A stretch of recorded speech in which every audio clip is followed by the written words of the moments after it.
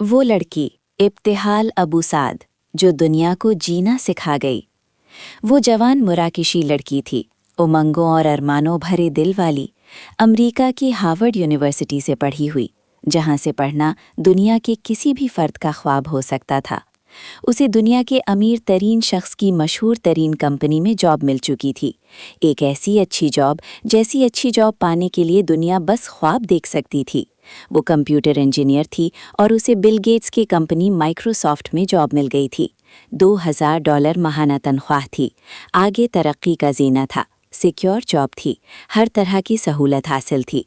और उस दिन कंपनी की 50वीं सालगिरह थी।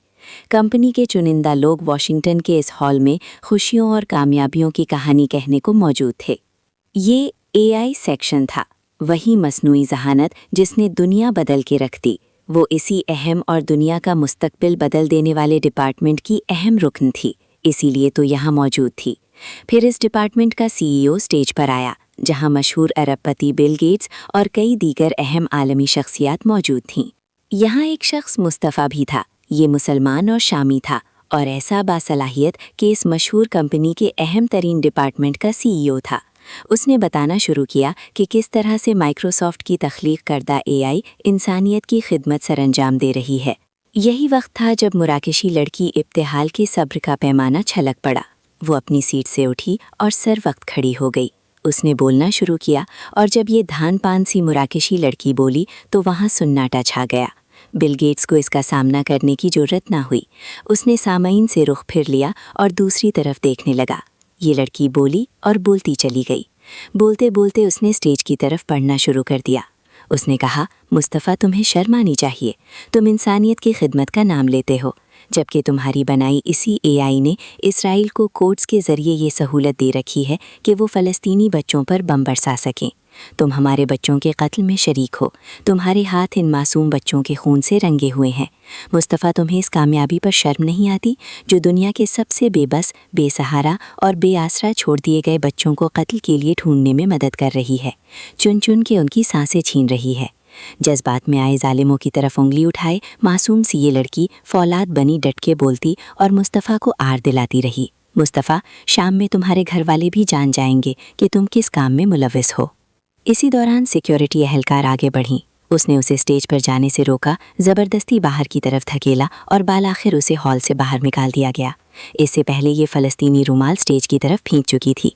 ये अपना फ़र्ज़ अदा कर चुकी थी। ये दुनिया को बता चुकी थी कि बज़ाहिर दुनिया बदल देने वाले, दुनिया को पोलियो के क़तरों के तोहफे देकर मसीहा बनने वाले दरअसल अंदर से कितने काले और कितने कातिल हैं। लेकिन ये फ़रीज़ा अदा करने की एक कीमत थी, भारी कीमत। उसके सोशल मीडिया अकाउंट्स मुअत्तल कर दिए गए। उसे जॉब से निकाल दिया गया।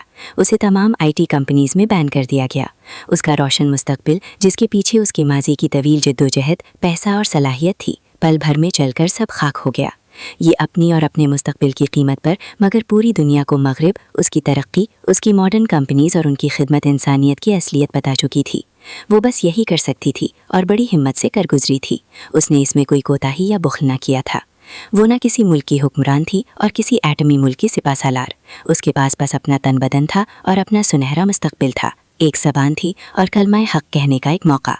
वो सब कुर्बान करके भी ये कर गुजर गई थी। ये तो हुक्मरान हैं जिनके पास 100 उज़्र और 100 बहाने हैं, और ये हम हैं जिनके पास कातिलों को तक़वियत पहुंचाती प्रोडक्ट्स का बाइकआउट तक ना करने के कई उज़्र और कई बहाने हैं। उसने जॉब और मुस्तकबिल ही नहीं, ज़िंदगी तक खतरे में डाल के सब छोड़ दिया। और हम फ़लस्तीन से मोहब्बत के वो दावेगार निकले जो कोला का जायका तक नहीं छोड़ सकते, जो इन कंपनी से वाबस्ता अपना झूठा और जाली स्टेटस भी नहीं छोड़ सकते। फ़लस्तीनियों पर जो भी गुजरे, हम तो बस ये सब पीना और जीना चाहते हैं, ख्वाह हमें ये फ़लस्तीनी बच्चों के खून की कीमत पर ही पीना और जीना पड़े।